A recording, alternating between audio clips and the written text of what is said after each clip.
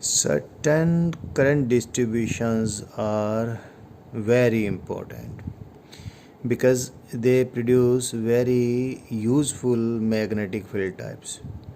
So let us learn such current distributions and magnetic fields produced by them. One such current distribution is an infinitely long current carrying strip. Let us find its magnetic field. कोई infinitely long मैंने current carrying strip draw करनी है यहाँ पर और उसकी magnetic field आपको निकाल के दिखानी है। This I show here the infinite long current carrying strip. The length of the strip is infinite but it's width is not, it is having finite width. थोड़ा ड्राइंग बनाने में मुझे टाइम लगेगा इसकी मिड लाइन पहले बना लेता हूँ जिससे मुझे चीज़ें दिखाने में कुछ आसानी हो जाए। This is the mid line of this strip. इसकी 3D कुछ इमेजिनेशन देने के लिए आपको मैंने इसकी कुछ थिकनेस भी शो कर दी है। I show the thickness of this as well. It is carrying current I. Current I is parallel to its length. It is coming from infinity going to infinity. So this is the current I. One other thing, the current which is I have shown here parallel to its length is uniformly distributed over its width. इसकी width के ऊपर ये uniformly distributed है। इसकी width में ऐसे यहाँ से यहाँ तक जो इसकी विड्थ है उसको मैं B ले लेता हूँ। So the whole of this current I is distributed uniformly over its width and therefore I may take a physical quantity called current per unit width. I denote it by J. It may be useful for us. सो ये मैंने drawing बनाई है इस infinite current carrying strip की और इस infinite current carrying strip से ए distance ऊपर, इसकी मिड लाइन से ए डिस्टेंस ऊपर मैंने कहीं यहाँ पर कहीं इसके कारण मैग्नेटिक फील्ड निकालनी है। यहाँ पर मैं मैग्नेटिक फील्ड निकालूंगा। तो कैसे निकालूंगा? इस पूरी स्ट्रिप को मैं यहाँ से लेकर यहाँ तक infinitely long very thin wires में place parallel to each other में डिवाइड कर लेता हूँ। एक मैं वायर इधर लूँगा, एक वायर इधर लूँगा, बहुत सारे इधर लूँगा, बहुत सारे इधर लूँगा, सब आपस में जुड़ जाएंगे तो पूरी ये करंट कैरिंग स्ट्रिप बन जाएगी। तो ऐसे निकालने के लिए मैं क्या करता हूँ, एक इनफाइनाइटली लॉन्ग वायर इधर ले लेता हूँ, एक इधर ले लेता हूँ, दोनों की फील्ड देखते हैं क्या करते हैं। फिर सारी फील्ड जोड़ देंगे, सिर्फ दो नहीं बहुत सारे लेंगे, दुनिया भर के लेंगे। तो एक वायर मैं लूँ इसके पैरेलल, इस स्ट्रिप के ऊपर ही मैंने लेना है। ड्राइंग थोड़ा सा तो मुश्किल है। ये मैंने एक वायर लिया और इट इज़ दिस।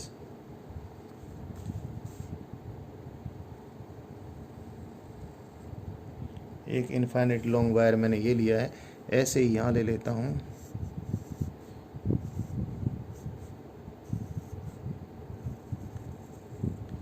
ये जो मैंने वायर लिया यहाँ से, ये क्या कौन सा पॉइंट है, जिस पॉइंट पर मैंने फील्ड निकालनी है उस पॉइंट से मैंने इस मिड लाइन पे परपेंडिकुलर ड्रॉप किया। तो this is the foot of the perpendicular drop from the field point at the mid line of the strip. यहाँ से x डिस्टेंस पे ये मैंने वायर लिया जिसकी थिकनेस में इनफाइनेटली स्मॉल थिकनेस का एक dx थिकनेस का वायर कंसीडर कर लेता हूँ।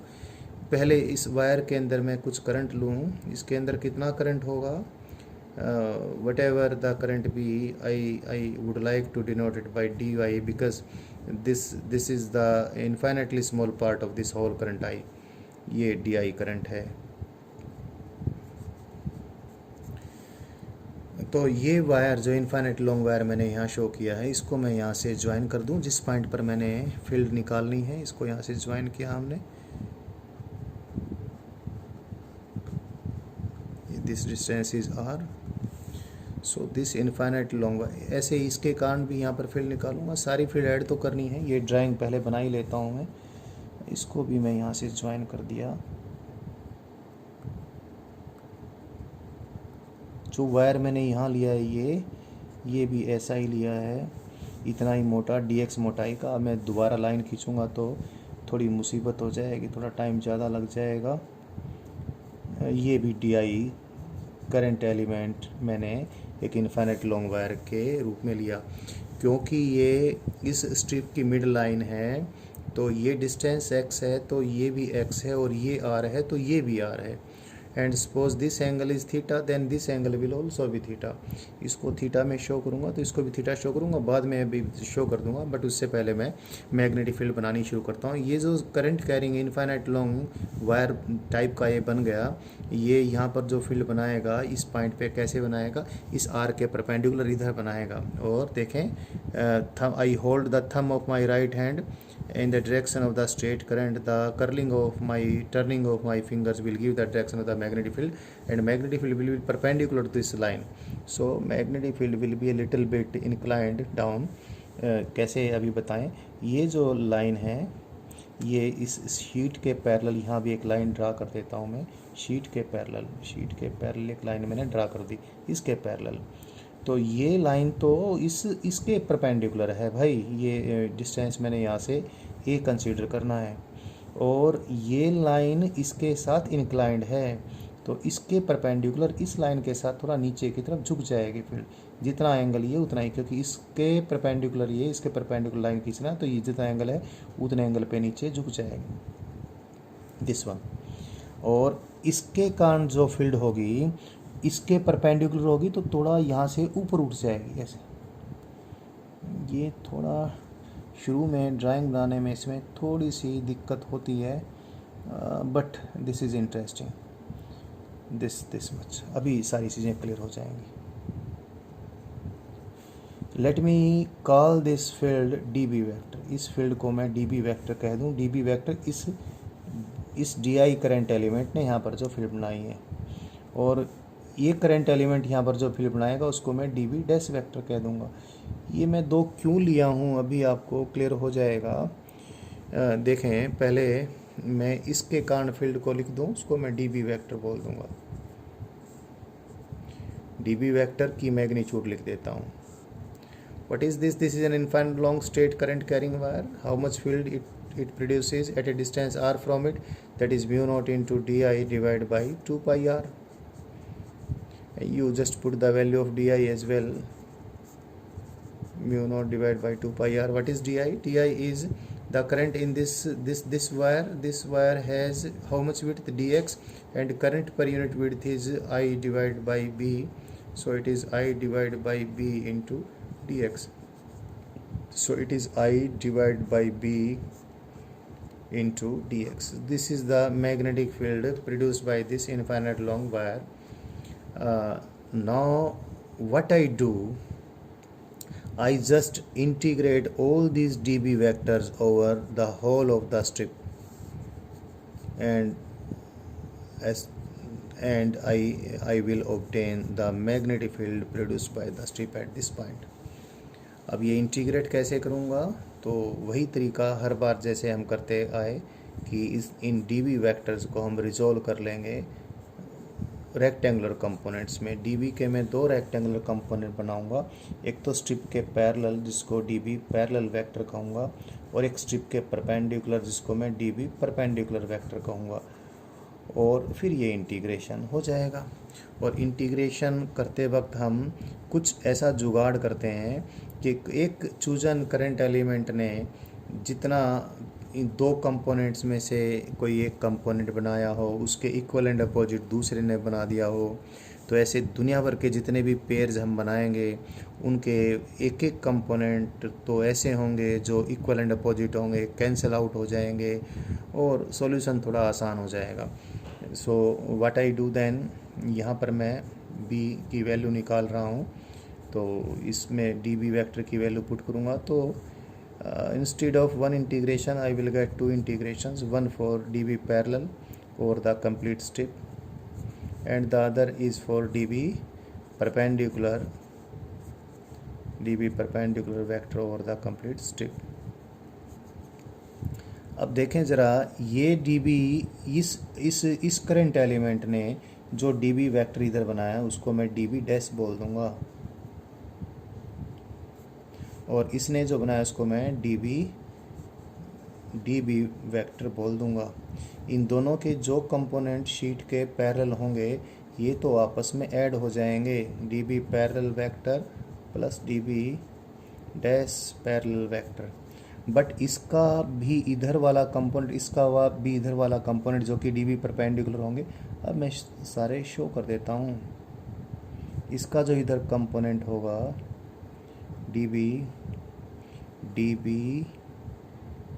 Dash perpendicular to the sheet, और इसका भी इधर जो कंपोनेंट होगा D B perpendicular to the sheet, they are equal and opposite and therefore they will cancel out in pairs.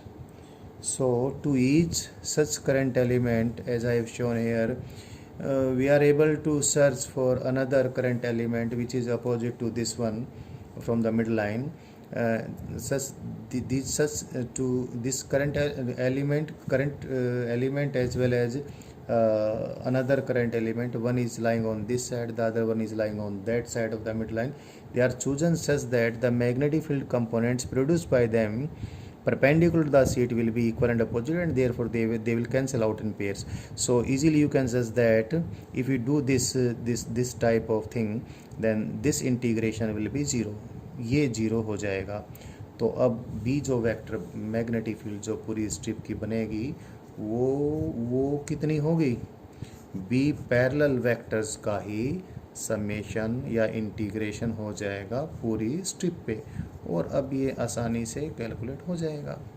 Strip ये मैंने let me take Cartesian coordinate axis as well, इसको मैं एक्स डायरेक्शन बोल देता हूँ और इसको मैं वाई डायरेक्शन बोल देता हूँ और इसको मैं जेड डायरेक्शन कंसीडर कर लेता हूँ। So this is I cap, this is minus I cap. तो जितने भी ये डी बी वैक्टर्स मैंने बनाए हैं सबके जो सीट के पैरेलल मैग्नेटिक फील्ड कंपोनेंट्स होंगे वो माइनस आई कैप डायरेक्शन में होंगे। और अब मैं ये एंगल शो कर देता हूँ, से दिस एंगल इज़ थीटा, तो ये एंगल भी कितना होगा थीटा। इसके परपेंडिकुलर ये लाइन है, इसके परपेंडिकुलर लाइन है, तो ये एंगल भी थीटा हो जाएगा। सिमिलरली ये एंगल भी थीटा हो जाएगा। सो डी बी पैरेलल वेक्टर की डायरेक्शन तो माइनस जे कैप है, माइनस आई कैप है, और इसकी मैग्नीट्यूड कितनी है डी बी कॉस थीटा। तो क्या लिखूँ मैं यहाँ पर, यह लिखूँगा डायरेक्शन के लिए तो माइनस आई कैप, और मैग्नीट्यूड कितनी डी बी कॉस थीटा, और इसको इंटीग्रेशन कर दूंगा पूरी स्ट्रिप के ऊपर, और इस प्रकार से हमें इस बी की वैल्यू पता चल जाएगी। अभी पता चलने ही वाली है, बस थोड़ा सा ही काम हमारा बचता है अभी। माइनस आई कैप तो पूरे इंटीग्रेशन में कांस्टेंट है, डायरेक्शन के लिए बाहर निकाल लिया। डी बी की मैग्नीट्यूड मैं यहाँ से पुट कर दूंगा, that is mu not into I by B भी लिख सकता था या जे भी लिख सकता था, चलो अभी तो आई डिवाइड बाई बी ही लिख देता हूँ, and that is 2 pi B लिख दिया मैंने। आर भी लिख रहा हूँ अभी, देखते जाएँ आप। डी एक्स भी लिखूँगा, ये कोस थीटा भी लिखूँगा, डी एक्स भी लिखूँगा, और यहाँ पर ये आर भी लिखूँगा। So this integration will go over this strip. So B vector that is magnetic field produced by this strip is minus I cap mu naught I divided by 2 pi b. These all things are constant, they are taken out of integration, and the integrand will be just cos theta into dx divided by r integrated over the complete strip. इसमें तो variable are भी आ गया, theta भी, x भी, तो मैं क्या करता हूँ इस राइट एंगल ट्रायंगल का प्रयोग कर लेता हूँ। See this right angle triangle, and in this right angle triangle this X is variable but A is constant. X by A is tangent theta, X by A is tangent theta. So D X is equal to A secant square theta into d theta. So instead of dx In place of dx I will write a secant square theta d theta, and see the r here. R divided by a is secant theta, so r, what is r? R divided by a is secant theta, so r is a secant theta. So I replace this r and I replace this dx by something in terms of theta. So what I do then, मैं इसको लिख देता हूँ अभी. B vector कितना लिखूँगा अभी, minus I cap. तो डायरेक्शन के लिए mu naught I divide by 2 B, और कोस थीटा तो हम रहने देते हैं. dx की वैल्यू कितनी है, A secant square theta d theta, और r की वैल्यू कितनी है, ए सिकेंट थीटा. ये इंटीग्रेशन पूरे स्ट्रिप पे करना है. अब इस इंटीग्रेशन में देखें, खाली एक ही वेरिएबल है थीटा, और इस थीटा वेरिएबल से स्ट्रिप का ये छोर भी और ये छोर भी, इन दोनों एंड्स के बीच में मैंने सारे वायर्स कंसीडर करने हैं. ऐसे infinitely long, infinitely thin wires running parallel to each other, joining each other, पूरी स्ट्रिप के करंट आई को कवर कर जाएंगे. तो मैं ऐसे करूं, अब क्या करूं, यहाँ से मैं इस पॉइंट को मिला दूं, और यहाँ से भी इस पॉइंट को मिला दूं. तो थीटा की वैल्यू देखो, ये मिड लाइन है, तो जितना थीटा इधर होगा उतना ही तो थीटा इधर होगा. ये सपोज ये एंगल अल्फ़ा हैं दोनों इन मैग्नीट्यूड, अल्फ़ा ये है तो अल्फ़ा ये होगा. यानी when I join the bounding lines of this strip to the point where the field is to be determined, then these bounding lines when joined to this point, they are making angle alpha with the line drawn from the midline to the point where the field is to be determined. ये भी angle alpha, ये भी angle alpha है, तो alpha ही very करेगा. तो alpha की limit किधर से किधर आ जाएगी, यहाँ से यहाँ जाएंगे. अल्फ़ा की वैल्यू इधर नेगेटिव इधर पॉजिटिव, तो माइनस अल्फ़ा से अल्फ़ा तक का ये इंटीग्रेशन हो जाएगा. Minus I cap mu not into I divide by 2 B. This A is cancelled by that secant square theta cos secant theta सब कैंसिल होकर अंदर डी थीटा का इंटीग्रेशन बचेगा माइनस अल्फ़ा से लेकर अल्फ़ा तक, और इसका इंटीग्रेशन कितना हो जाएगा, 2 अल्फ़ा हो जाएगा. So the final result is, पहले तो मैं यही लिख देता हूँ और फिर इसके स्पेशल केसेस वगैरह सब दूसरे पेज पे आपको समझाने वाला हूँ. Minus I cap just for direction, mu not into I divide by 2 B into 2 alpha, 2i's of alpha. So this is the magnetic field produced by this infinite long current carrying strip at some point lying above its midline. यहाँ पर इसने magnetic field बनाई है. अब इसका जो practical importance है वो मैंने बताना है. अभी देखिए, अभी बता रहा आपको. इस ड्राइंग का इस्तेमाल मुझे करना पड़ेगा. मोड़ लेता हूँ पहले, तो रिज़ल्ट की चर्चा मुझे करनी है ठीक से. इसका रिज़ल्ट ये आता है. ऐसी ही मैं रफली ड्राइंग तो बना ही लेता हूँ जिससे मुझे बार बार ये पेज यूज़ ना करना पड़े. ये हमारी स्ट्रिप थी, ये मिड लाइन थोड़ा ठीक नहीं बना, कोई बात नहीं, चलेगा. और यहाँ से ए डिस्टेंस पे हमने फील्ड निकालना था. ये एंगल भी और ये एंगल भी, ये दोनों एंगल अल्फ़ा थे. यहाँ पर हमने फील्ड निकाली थी, और फील्ड करंट इसमें इधर था आई, और फील्ड इसके शीट के प्लेन के पैरेलल फील्ड बनी है. ये बड़ी बात है. और एक चीज़ और, शीट में करंट इधर है, तो वही बात कि अगर ये वायर होता तो वायर के कारण भी तो फील्ड ऐसे ही बनती, राइट हैंड थंब रूल के अकॉर्डिंग देखते तो. और इस फील्ड की वैल्यू, अब जो आई हमने, ये एंगल अल्फ़ा था, ये एंगल भी अल्फ़ा था, तो वो डायग्राम बार बार नहीं देखना पड़ेगा. बी की वैल्यू मैं लिख देता हूँ आपके सामने. बी की वैल्यू है माइनस आई कैप तो अगेन सिर्फ डायरेक्शन के लिए, क्योंकि ये डायरेक्शन आई कैप ली है, एक्स डायरेक्शन ली है, तो ये डायरेक्शन माइनस आई कैप लिख दी। म्यू नॉट, ये 2 से 2 कैंसिल हो जाएगा, into I divide by pi B, it is this mu not into I divide by pi B into alpha, it is this. और थोड़ा सा हम करते हैं इसके बारे में। ये यहाँ से यहाँ तक b/2 है, b/2, this is b/2 because b is this total width and this is a। So alpha को मैं ऐसे लिख दूँ, tangent alpha is equal to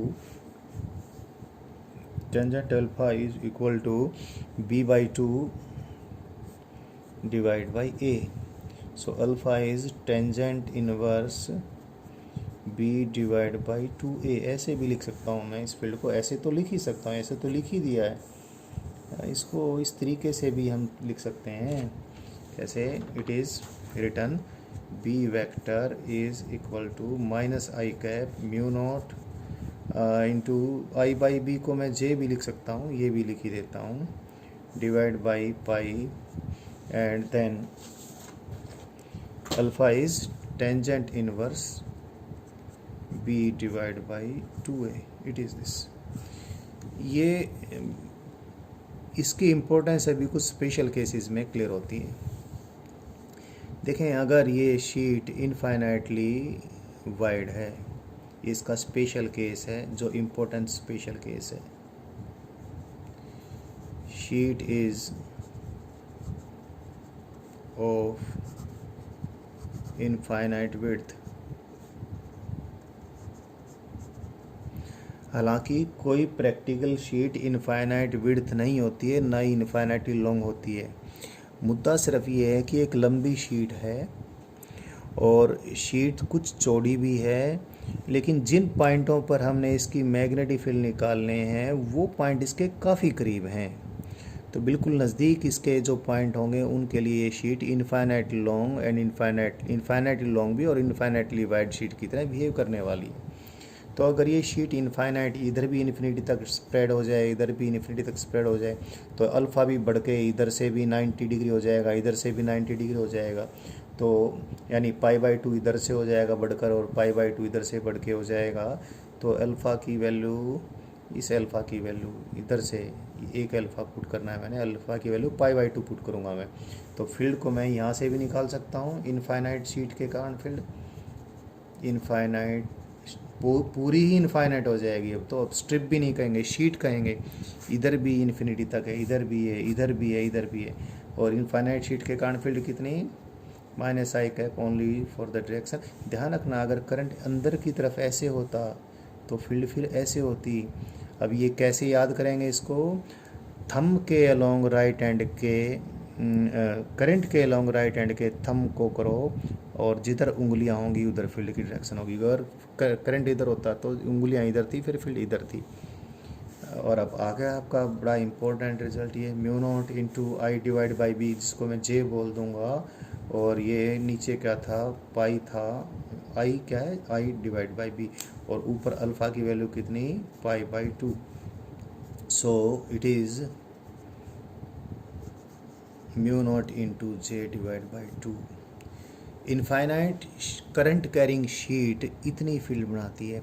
अब इसको ध्यान से देखें, इनफाइनाइट अगर करंट कैरिंग शीट है, जिसको कई बार हम इस प्रकार भी शो कर देते हैं कि ये 3D डायग्राम बार बार नहीं बनाया जाता, मुश्किल भी होता बनाना, तो शीट को ऐसे शो कर देते हैं, ऐसे। ये इसमें करंट, ये dot dot dot dot dot dot का मीनिंग है जैसे करंट ऐसे यूं फाड़ के इसको बाहर ऐसे आ रहा है।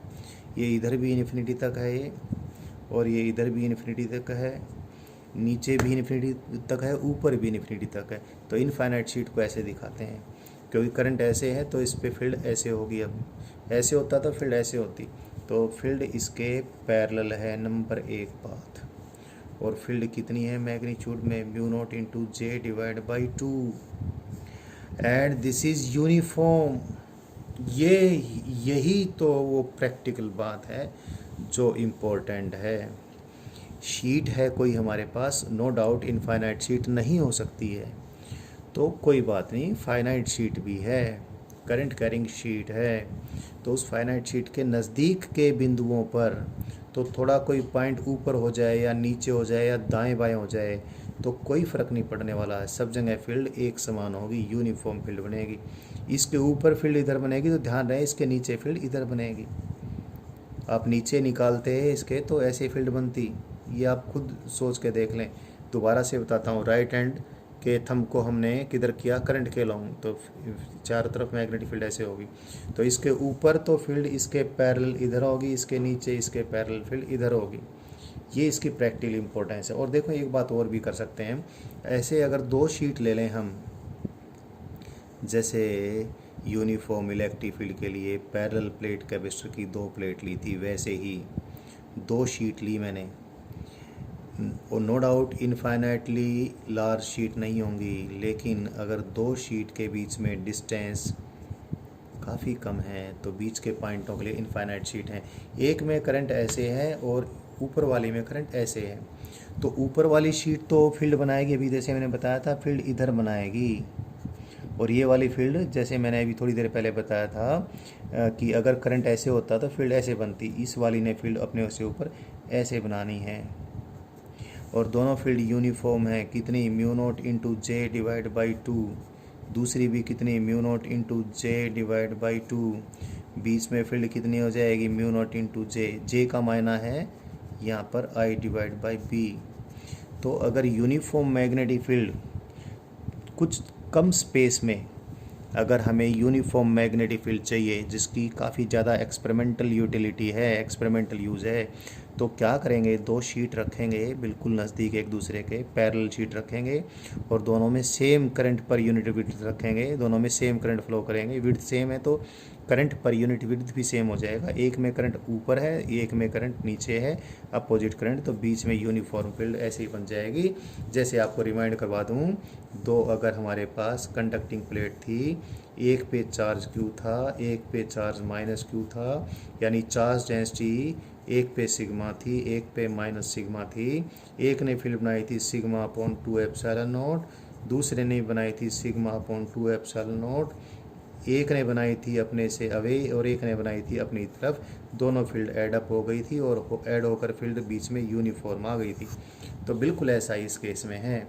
तो ये इस प्रकार से एक इम्पोर्टेंट करंट डिस्ट्रीब्यूशन बन जाता है, इसलिए मैंने ये आपको करवाया है। इसमें एक स्पेशल केस और भी अभी हमने डिस्कस करना है, स्पेशल केस नंबर 2 इसका। वो क्या है भाई, अगर ऐसा हो कि इसकी विड्थ ही काफ़ी कम हो जाए, या फिर ऐसा कह लें कि ये जो पॉइंट है इससे काफ़ी दूर हो। Suppose this A is much much greater than B. अगर ए बी से काफ़ी ज़्यादा हो जाएगा तो this B divide by 2a will become a very small angle, and tangent of a very small angle is the angle itself. So हमारे पास जो है ये खुद क्या आ जाएगा, ये खुद एंगल ही तो आ जाएगा। Tangent of a very small angle is the angle itself, ये बात हमने यूज़ कर ली। तो टेंजेंट इनवर्स को खुद मैं एंगल ही लिख देता हूँ। Then what I get then, ये है मेरे पास बात आ जाएगी, that is minus I cap mu not, J क्या था, जे था हमारे पास आई डिवाइड बाई ये फॉर्मूला यूज़ कर रहा हूँ ना मैं, पाई तो है ही मेरे पास, और जे के बजाय मैंने I divide by B use कर लिया। और इसको क्या यूज़ कर दूँ मैं, B divide by 2a use कर दूँ। सो बी से बी कैंसिल हो जाएगा। सो ये फील्ड कितनी आ जाएगी, that will be equal to minus I cap, तो डायरेक्शन के लिए था, mu not into I divide by 2πa। तो अगर इस शीट से काफ़ी दूर मैंने फील्ड डिटरमाइन करनी है, या तो ये बात, या इसकी विड्थ ही काफ़ी कम है ये बात, तो ऐसी सिचुएशन में ये शीट अपने से ए डिस्टेंस पे इतनी फील्ड बनाएगी। यानी ये तो क्या है, this is the field produced by, this is the magnetic field produced by an infinite long current carrying wire eight A distance A from it. यानी शीट के बजाय एक वायर की तरह बिहेव करेगी। ये स्पेशल केस तो सिर्फ इसलिए डिस्कस किया है कि आपको चीज़ें इस प्रकार से लिमिटिंग कंडीशन में समझनी चाहिए। but the importance is that which I earlier discussed.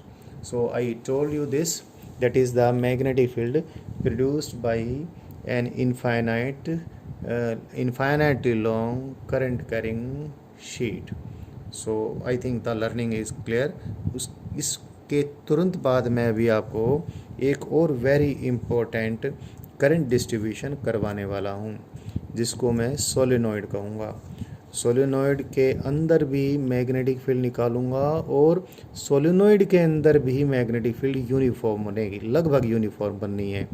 अगर लॉन्ग सोलेनॉइड हुआ तो लगभग को भी और भी अच्छे से बोल सकते हैं कि उसके अंदर यूनिफॉर्म फील्ड बनेगी। सोलेनॉइड के अंदर भी मैग्नेटिक फील्ड कैलकुलेट करवाऊंगा और सोलेनॉइड के बाहर भी मैग्नेटिक फील्ड कैलकुलेट करवाऊंगा। सारे स्पेशल केसेस भी मैंने डिस्कस करने हैं, अगली वीडियो में ऐसा टीच करता हूँ।